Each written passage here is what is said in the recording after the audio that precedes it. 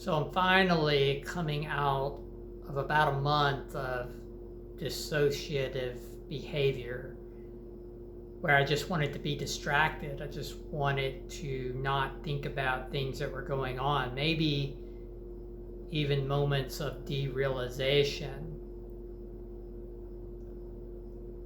to where when I say derealization, meaning not feeling like I'm here, I'm not inhabiting my body, is this life real?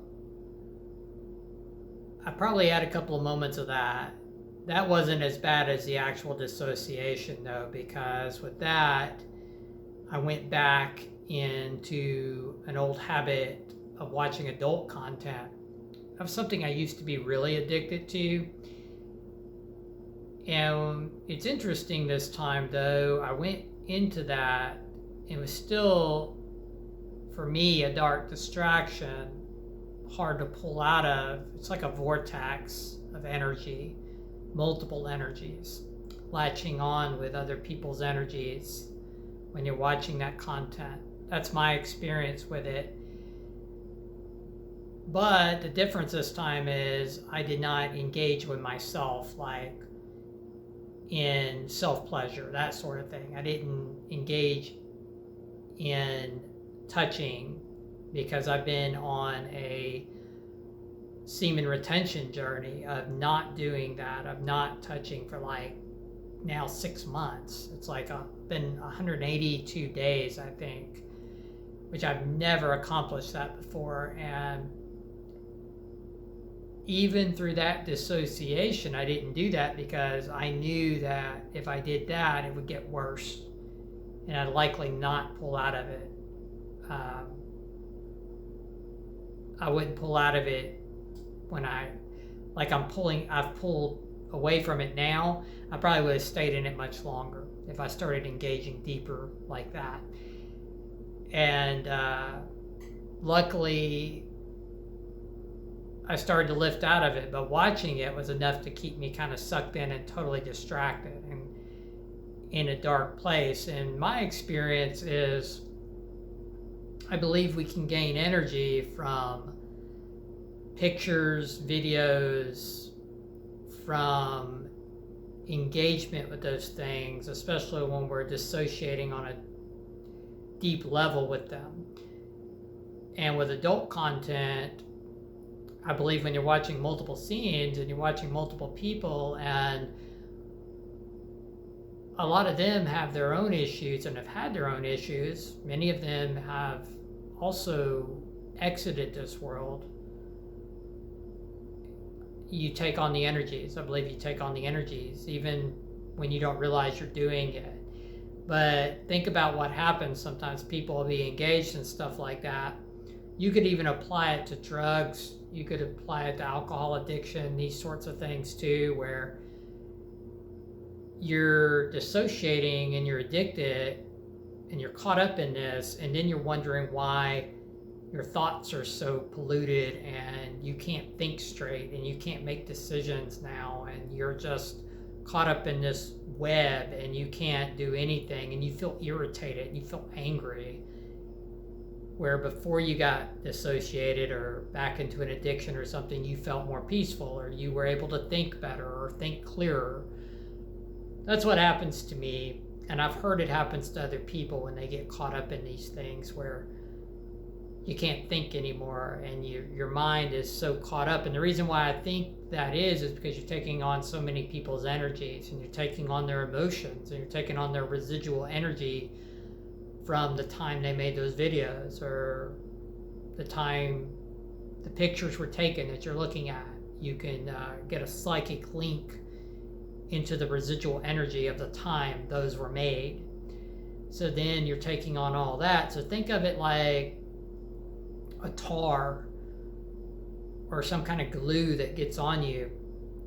It's just like if you don't clean your home and there's dust everywhere and debris everywhere and clutter everywhere, and you don't ever clean it, and it just keeps piling up.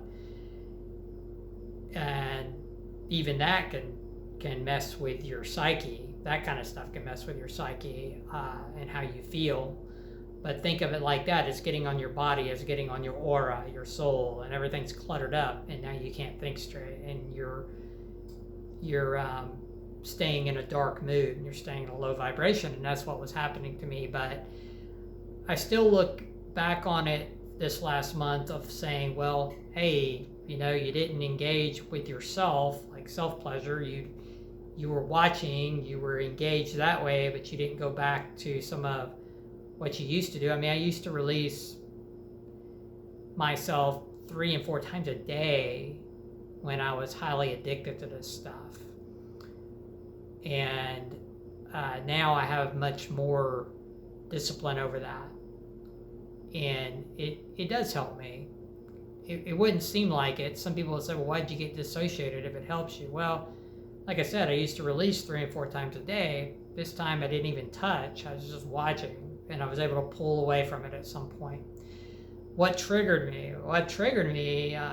One thing's finances. I have some credit cards, a couple of loans, and bankruptcy, knowing that it was coming down to, I haven't been at work since the adult store, and any of you that have watched my videos, you know the story behind that, and that there was a threat of violence there, and the place had become very toxic. I had to leave, and I've talked about this before in past videos, but I have not been back. I have applied for a couple of jobs, and those jobs have not called me. The ones that I thought I could handle or deal with, but with my mental state and all that I've been through, and the gender dysphoria and everything else. But in any case, I haven't worked since mid-October. So it was coming down to a point of, I need to use money to take care of my regular bills. And I own my car, but take care of my regular bills and my rent and food. And I was realizing, okay, this has come down to a point I can't keep up with this credit.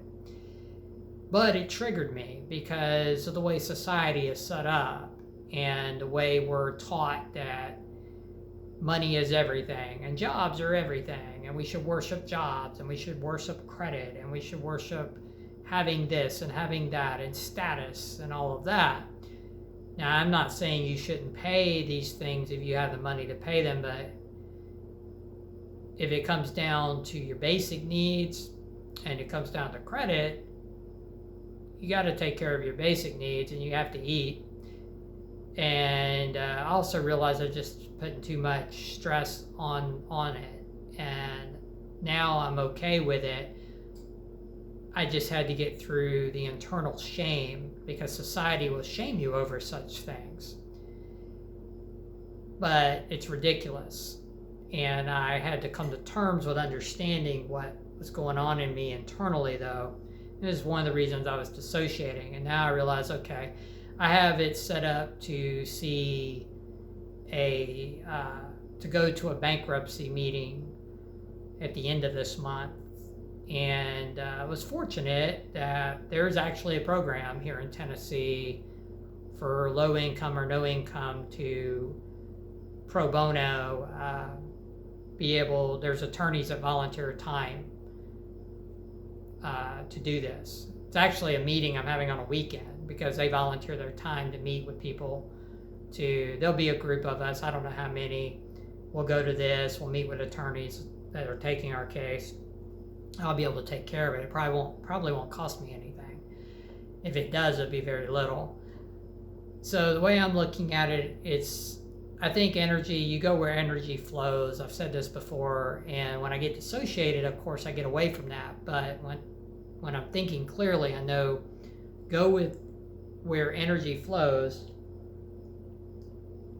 and that's telling me, hey, the credit's not that important. What's ironic is the most money in times of my life where I've had the most money, I didn't even have credit at all.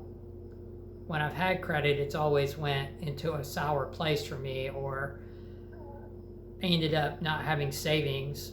But when I've been without credit, not always, but there's been times where I had a lot of savings. So I'm like, well, there's got to be something to that, at least for me. I'm not saying credit's bad, credit can be beneficial, but I think that there's times where it can also get you in a deep hole. So anyway, now I'm comfortable with letting that go. It's taking a huge weight off of me, and I think it's meant to happen. Like I say, I feel a lighter energy from it.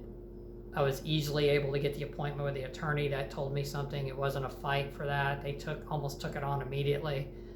They were very nice about it. And then the other thing that really, another thing that really triggered me, I kind of lost my train of thought. Well, gender dysphoria, of course, is always triggering me.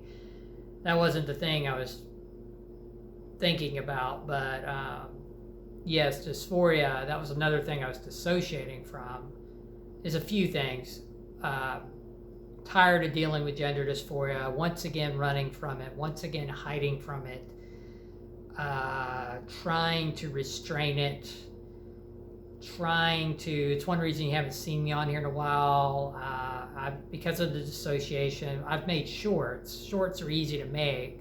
So a lot of times I've been making those shorts where I'm just talking, or I'm coming up with some random subject, or you guys have saw me at the cemetery, and I've made a couple of videos. It's just because I haven't wanted to be on camera, because I want to put on some makeup, but I've been dissociated with the gender dysphoria, and I've been like, why do I have this again? I've been going through that again. And that brings me to what I was going to say. It slipped my mind. Therapy triggered me really bad, and it's something I've had to really sit with myself, and I've had to really think about this situation. And again, I'm talking about energy, and energy shifts in our lives, and it changes. It's like seasons, how things will shift on us. Things will go on for a while, and I think this is the case with my therapy office. I think there's a couple of reasons for it. And well, anyway, for those of you who don't really know this story, I've talked about it some before, but well, many times I mentioned the first psychologist, Sabine, who was fantastic, who brought me a long way, who really got me to start presenting a little bit and had me kind of moving on a trajectory with trans femme and moving ahead. But then, I lost her, and before I lost her, I lost the opportunity of attending a trans group that no longer exists. I lost the opportunity of getting HRT at the time before she left because of the current presidency. Federal funding was pulled. I would have gotten it probably at no cost to the clinic. So everything shifted after that. And when she left, the new psychologist didn't connect with me. She seemed hardly engaged and very, she didn't ask any questions. So then I saw her a few months and I shifted to another one. And that's Winnie. And I thought it would be promising. Winnie started off where she told me she wanted to continue what the original psychologist did with me. She asked a lot of questions, but we ran into a roadblock when she would tell me another reason why I started seeing her is because she could see me every other week. That was a promise that was made, and the front office also made, and it never happened. I would be told this, she would tell me this, I go to the front, they'd schedule me for 3 weeks or 4 weeks out or 5 weeks out. So what happened was I've always been allowed to call in for an earlier appointment. And Sabine would always be like, I don't think I had to do it with Julie because I didn't see her very long, but with Sabine, she was always like, yeah, any way I can help. There was never a problem. The admin, you'd call in, it always put you on a waiting list if there was an earlier appointment if you needed it. I didn't always need an earlier appointment, but they were available. A lot of times if I needed one. And with Winnie, I did it once because of a 3-week schedule instead of promising the every other week. But what happened is they gave me an earlier appointment the very next week, like a week later from the one I had. She looked at me weird. She said, "Didn't I just see you?" And I said, "Yeah, but they wouldn't put me in for 2 weeks like has been promised. I was out 3 weeks, so I took an earlier appointment."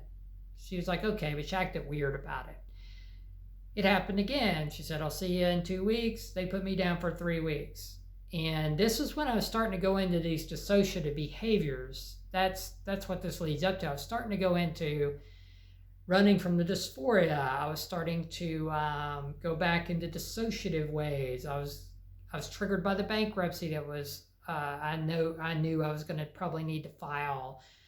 I was ruminating more on exiting the world again and thinking, going out to the park, and there's a favorite tree I have there, and you could put two and two together there. I've talked about it before because I was ruminating on exiting.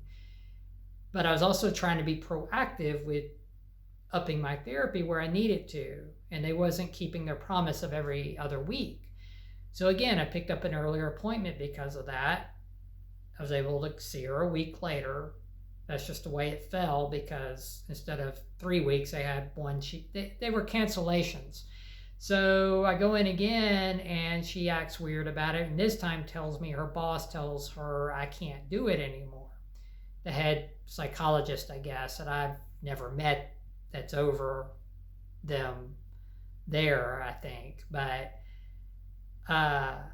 it was confusing because one, she wasn't very empathetic about it. The way she came across and the tone was just, she's treating me weird for even picking up the earlier appointments, and then saying she was like, if it's critical, I mean, if you're going to take your own life. I said, well, no. I said, but I'm ruminating. And I said, I'm not planning, but I'm ruminating.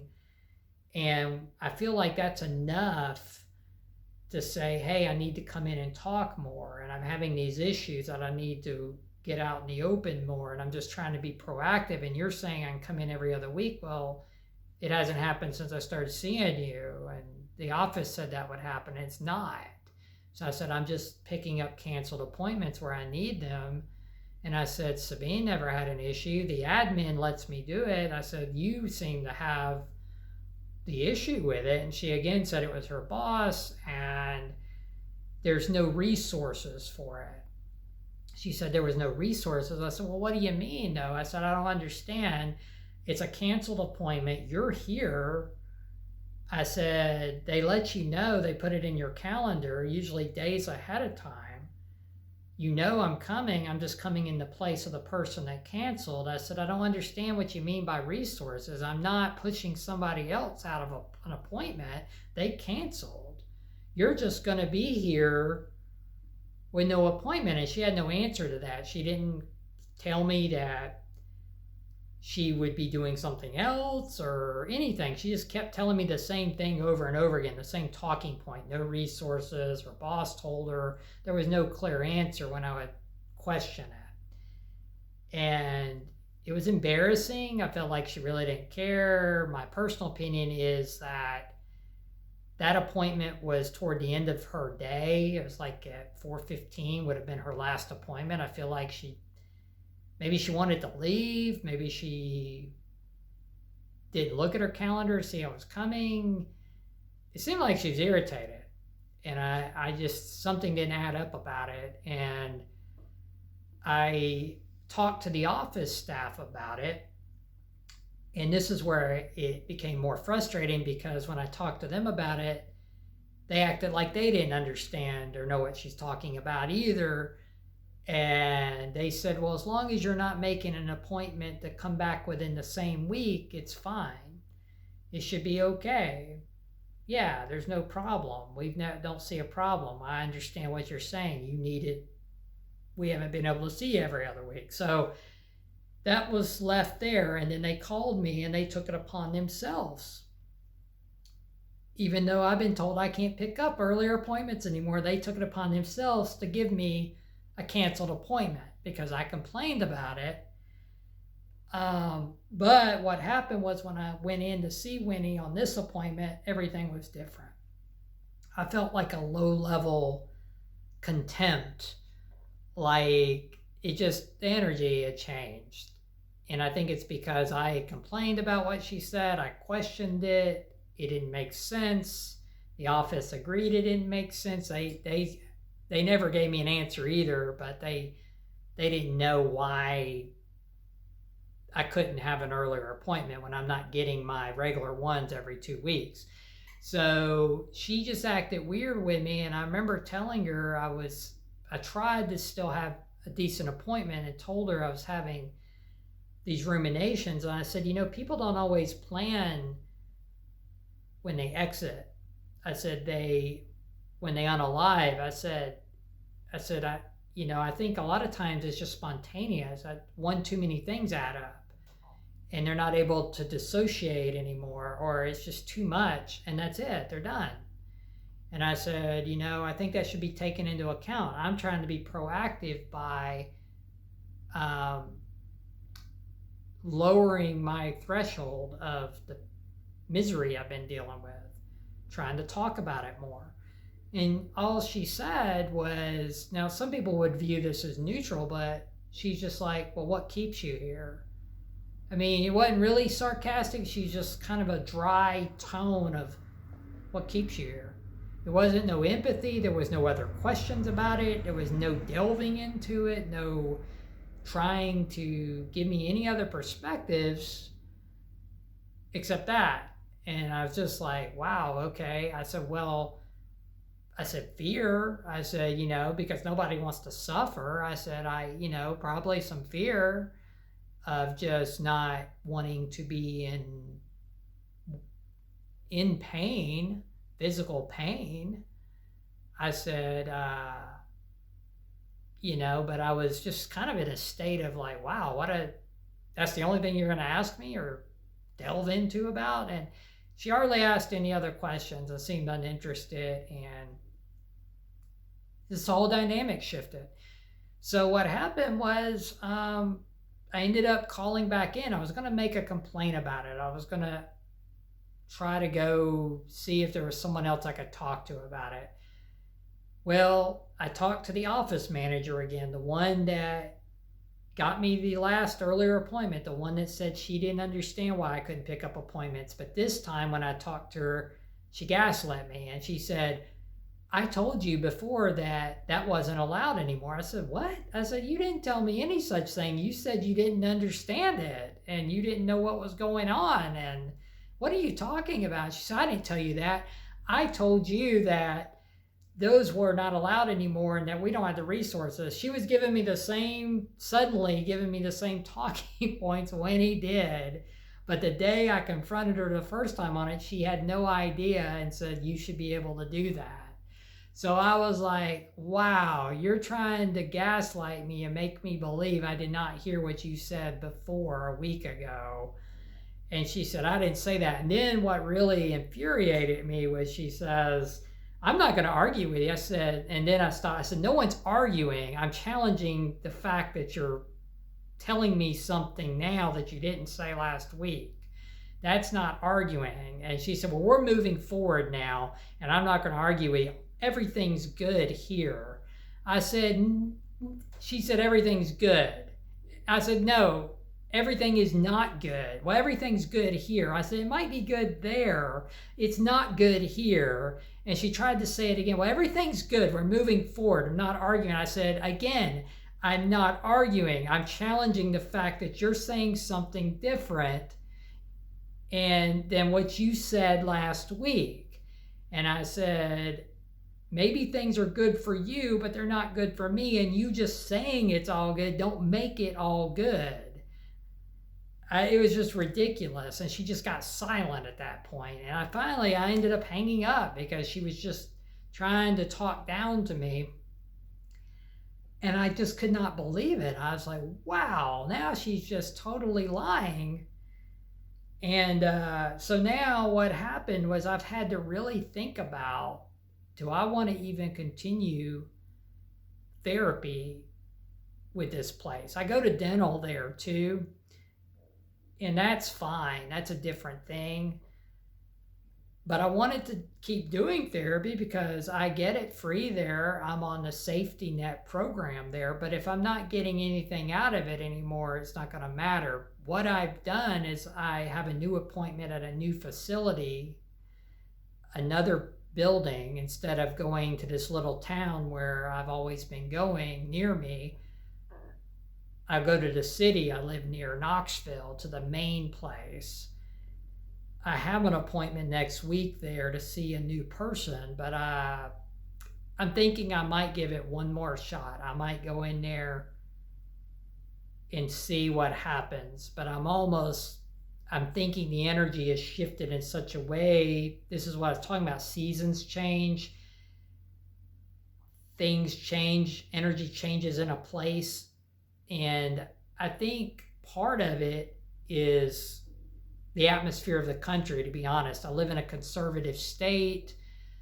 As I told you, when the new presidency happened, federal funding started getting pulled for gender affirming care, and I'm not talking about the stuff to do with, there's all this controversy about kids and all this stuff. It's not about that. This is for adults, people who can make their own decisions. So, but that got pulled. You can feel the political climate, I guess is what I'm saying. The political climate is in the air for people like me, and you can feel it around you. And it's like I'm analyzing the atmosphere there, and it's like, I feel like it's infiltrated there too, to where there's some kind of hostility. And I think that just comes from the top down in our current government, is my personal opinion. But that's just one aspect. I'm not saying that's the only aspect. It could just be too that I'm also meant to move forward in a different way, whether it's therapy somewhere else or therapy online, and I've been researching different things as well. But I do think there's energy trying to push me to move forward. And it also makes sense to why my psychologist left. She wouldn't have stood for any of this stuff. She wouldn't have stood for me going through this. She wouldn't put me through this. And if this was going on with her working there, she would stand up and say something. So I mean, it makes sense as to why she left, why the energy shifted for her to go. And so anyway, that was the other thing that triggered me. That was another thing. And then, like I said, having the regression with dysphoria and running and hiding, and then seeing how it affects me when that happens. When I regress, I have more body aches, and I can have worse sleep. I don't function as well. Things can get worse in those aspects. And then that's why I was dissociating, trying to pull away and forget about all of it. So now I'm at a place where I was able to clear my energy again. I was able to, I've talked to you all before a little bit about my beliefs. I believe in a source energy where we incarnate from. I believe in past lives, reincarnation. But I believe you tap into the source energy when you want to clear out clutter, like I was talking about, that gets on you from, it's not even energy just from watching, say, adult content or engaging in stuff like that. It can be energy you're taking on, like I said, from other addictions. It could be energy you're taking on from other people. You could be engaging with negative people. You could be engaging with people that are not good for you to be around, and then their clutter is getting all on you too, and doing this. You're taking on their emotions and their energy, so then you start acting out in similar ways. I believe all of that can happen, and the only thing you can do, and that I've seen that works over time, is clear it. You can clear it with intention by connecting to source, through meditation, through talking it through, and just with intention saying, I clear all this off of me. Basically, I'm giving you the basics of it. I clear this off my soul. I clear this off my aura. I clear all this out of my home. I bring in source energy to replenish me, replenish the energy around my home. You go out in nature because nature is so natural with being able to detox you as well. When you touch a tree, you're walking in the grass, you're hearing the birds sing, you're looking at the sun. I mean, all of these things also engage with you in a natural way to help detox these energies. So that's what I was able to finally do and come out of all of that funk. And I still had a hangover. That's the interesting thing too. When you come out of something like that and you're aware that you're in it. See, most people aren't even aware when they dissociate and they go through all these things. That's why their lives are always chaos. Some people, their lives are constant chaos. Mine was like that for a lot of my life, and I wasn't aware. A lot of people's life is total chaos because they're constantly dissociated. They're constantly engaging in addictions all the time. And they're dysregulated. Their nervous systems are so badly dysregulated. And mine's not perfect, but when I clear my energy, I notice this time was pretty dark, so I had a hangover where my body felt like it had been hit by something. I guess that's what I mean. It's crazy. I felt like I couldn't sleep. I was having nightmares because I got so dissociated. I would wake up and feel like I was hit by something, battered, beat up. And I don't normally feel like that. When I feel my best, I don't even have the body aches at all. But I'll get stomach issues and body aches and soreness and stuff. And it gets worse if I get more and more into a dark place. And that's what happened. So even after I cleared my energy, I had like another 24 hours or so of body aches and of a hangover and low density feeling in my head. Now it's a lot better, and that's why I've been able to do more in the last couple of days and get on here again and do my nails, which I haven't done in forever, and do my makeup and things like that, which I have not engaged. Like last night, shaving my legs, and I had to let my whole self just kind of go. And that's what'll happen too if you get yourself in an addictive pattern or addictive behavior. So anyway, I'm a little better now, far from perfect, but this is what I've been going through. Even if I don't get to go back, if I stop going to this therapy, I'm trying now. I'm engaging with an online group I've talked about before called Cycle Breakers, so that helps in a therapeutic way. There's about 300 of us on there in this group, and I'm engaging there. There's books that I'm engaging with more online. I'm listening to I may not go into detail about it now because I just started listening to it, called it's a book that I want to say Aaron Dowdy recommended. He's someone I like to follow online, and it's I think it's transurfing reality transurfing, and this is one I've just started really getting into. I listened to No Bad Parts. I finished that book, so I'm doing things with my own knowledge I've gained over the last 5 or 6 years, and the therapy, especially from Sabine, what I learned from her as well. I'm taking all of that, and I'm trying to remind myself I just need to move forward and keep moving forward. And that's been the challenge, to keep pushing myself forward. And I realize when I do that, I feel better. Like when I did my nails today, and I'm on here now, I felt a lot better. So I'm just going to keep trying to see how I can keep progressing. Something else that depressed me, this is on another note, not what you would think. I have a favorite bookstore. It's a used book, CD, pawn shop, records. They've got all this type of stuff there. I've went there for years in Knoxville, called McKay, and it's been there. Well, their business has been in the city for like 40 years. They're closing. I was like, oh man. So I found that out the other day that in about another month, a little over a month, they sold that land. They have a few other ones, but not here. I think they got one in Nashville, one in Chattanooga, maybe one in North Carolina. But for some reason, they decided to sell this one. And that was a favorite place for me to go and trade in, get stuff every now and then.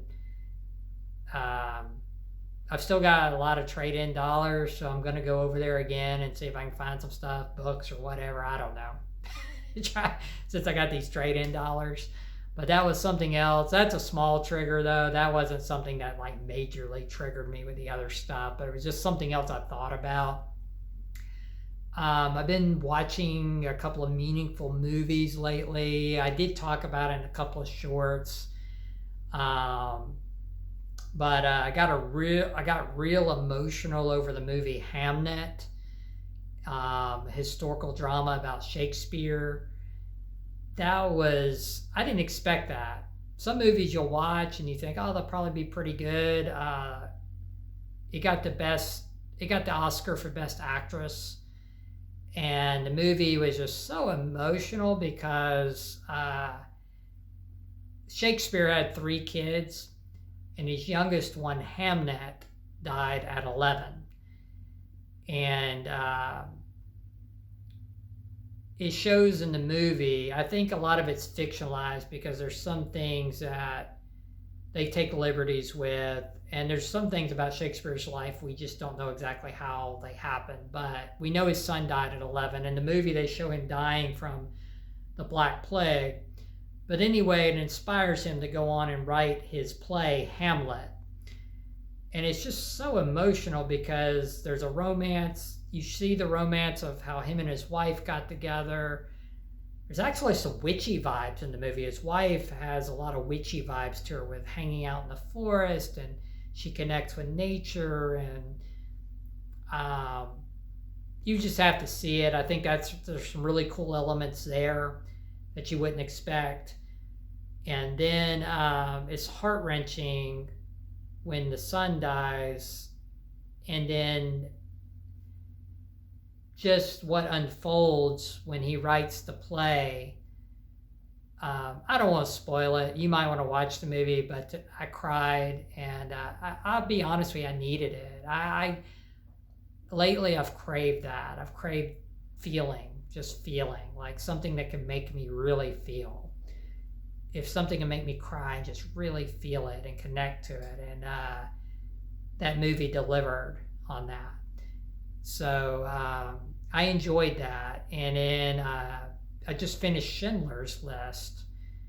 And that's a movie I think I tried to watch in my 20s, and I couldn't get into it, I guess, back then. It's a very long movie, but this time I watched it almost straight through. I think I took one break on it. And I was engrossed by it. And I was like, it also, I cried some in that too. It was just I've been craving that lately. I just been wanting to watch a couple of movies that are powerful. And anyway, yeah, so Schindler's List, made in 1993, but a classic about the Holocaust. A man named Oskar Schindler. A lot of you may have seen this movie because it is a classic. Oskar Schindler was a German who he had a lot of money and a business, and he would take on Jewish people as workers because of his cheap labor instead of them going to the camps. Well, eventually he got attached to trying to save them, and he did. He ended up saving, I think, around about 1,200 of them by having them work for him. There's a lot to it, but it's very emotional how he wasn't like that at first, but then over time he became attached to them and saw how they were treated. And he did everything he could and spent his fortune bribing Nazi officials and everything else to save the lives of about the 1,200 he saved. So yeah, it was pretty moving. But anyway, yeah, that's what I've been up to lately, guys. Just going out to nature, watch a couple of movies, and then went out to the cemetery. Sometimes when the park is too crowded, I like to hang out at that cemetery nearby. I've went there so many times, and I feel like that the energies, whatever energies may come in and out of there, know me. I don't think people's energies where they're buried, I don't think where people are buried is where people stay. I don't think spirits stay connected. Honestly, I think most spirits move on back to source and eventually are reincarnated, but I do think their spirits can get stuck on the earth because of trauma, or because maybe something happened and they suddenly passed and they get stuck, and they could be stuck for who knows how long before they know they're gone. They're not really can stay here anymore. They need to move on. So, but anyway, in a cemetery, yeah, that's why I don't think I think energies could come in and out of a cemetery, various energies. But I do feel like there's energy or energies there that are aware of me, because I've been there so many times, and it's just a peaceful place.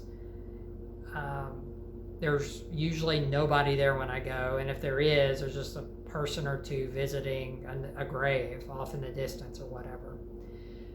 So anyway, I guess that's all I have for now, guys, and I guess I'll talk to you later.